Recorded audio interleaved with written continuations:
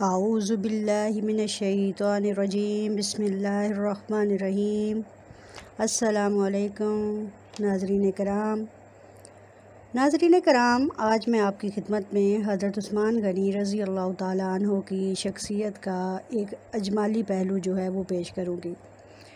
حضرت عثمان غنی رضی اللہ تعالیٰ عنہ خلیفہ سوم، پیکر جود و سخا، جن کے بارے میں رسول اللہ صلی اللہ علیہ وآلہ وسلم نے کئی بار جنت کی بشارت دی۔ آپ رضی اللہ تعالیٰ عنہ کو عشرہ مبشرہ کی سعادت بھی حاصل ہے۔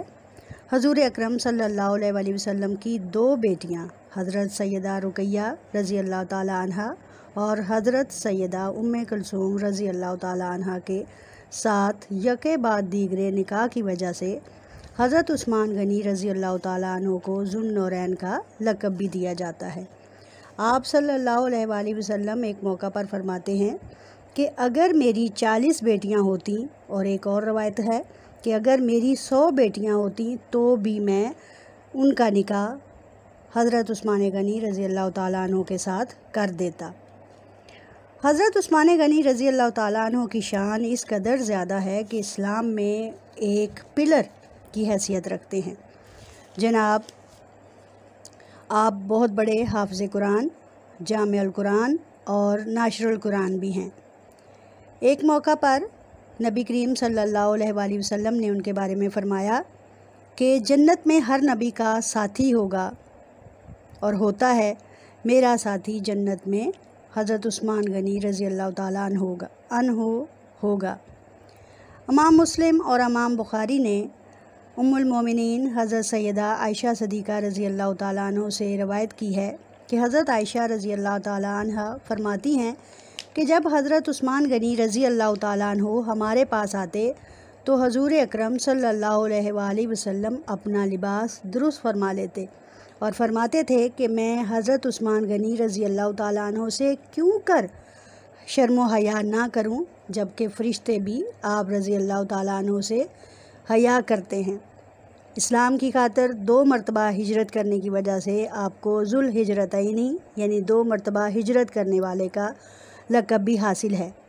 آپ 2 عظیم المرتبہ شخصیات، جن میں انبیاء کرام، جن میں حضرت ابراہیم علیہ السلام اور حضور اقدس صلی اللہ علیہ وآلہ وسلم شامل ہیں، سے مشابہ تھے۔ آپ کا نام عثمان اور لقب ذو النورین آپ کو معلوم، اور 5ویں پشت پر جا کر حضور اکرم صلی اللہ علیہ وآلہ وسلم سے نسب بھی جا ملتا ہے۔ سیدنا عثمان غنی رضی اللہ تعالیٰ عنہ سفید رنگ، خوبصورت اور باوجاہت متوازن قد و قامت کے مالک تھے۔ گھنی داڑھی اور دراز زلفوں کی وجہ سے سیدنا عثمان غنی رضی اللہ تعالیٰ عنہ جب کوئی لباس زیب تن کر کے امامہ اس پر مزین کرتے تو بہت ہی خوبصورت معلوم ہوتے۔ اعلیٰ سیرت و کردار کے ساتھ ساتھ اپنے ثروت و سخاوت میں بھی مشہور اور شرم و حیا کی صفت میں بھی بے مثال تھے۔ ایک مرتبہ ایک شخص ملک شام سے، بلکہ اس کے کسی گاؤں کا رہنے والا تھا، اسے شہد کی ضرورت تھی۔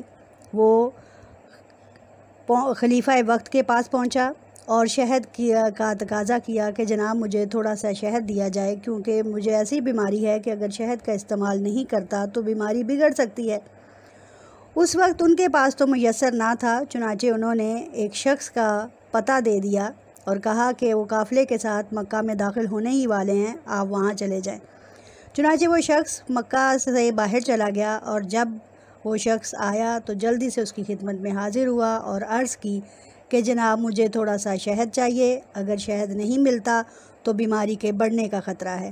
چنانچہ انہوں نے ان کے قافلے میں ایک اونٹ پر 2 مٹکے شہد کے تھے، انہوں نے اس میں سے 1 مٹکا اس شخص کو دے دیا۔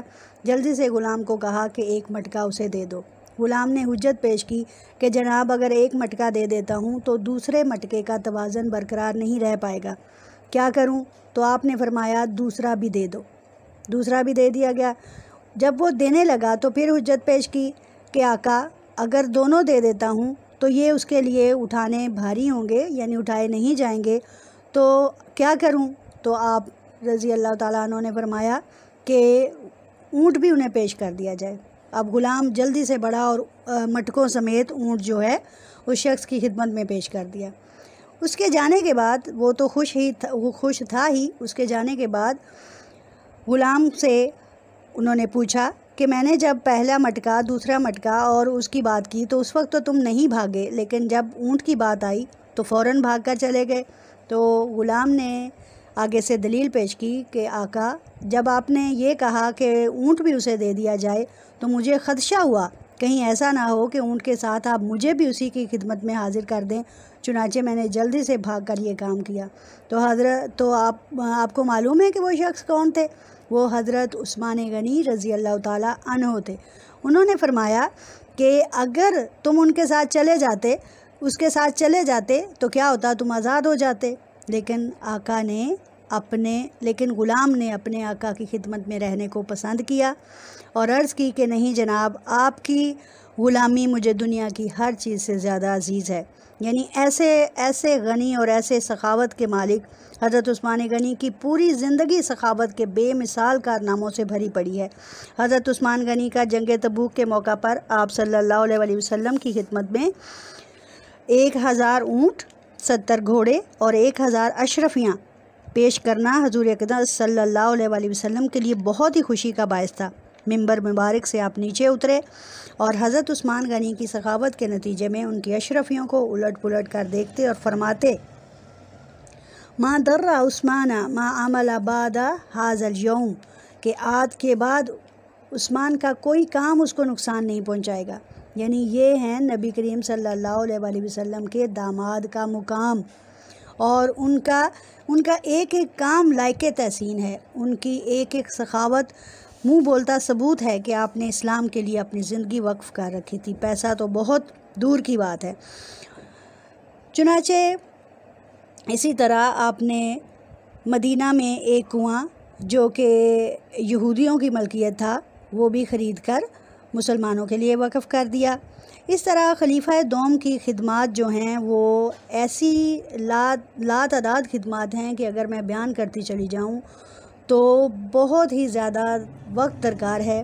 چنانچہ حضرت عثمان غنی اور رضوان اللہ تعالیٰ عنہم اجمعین، ایسے تمام صحابہ اکرام پر درود و سلام، اللہ تعالیٰ ان کو جنت کی بشارتیں تو ہیں ہی، آخر تک قیامت تک ان کے نام کو نبی کریم صلی اللہ علیہ وسلم کے نام کے ساتھ زندہ و تابندہ رکھے۔ انہی الفاظ کے ساتھ اپنا بیان کا اختتام کرتی ہوں۔ وآخر دعوانا الحمدللہ رب العالمین۔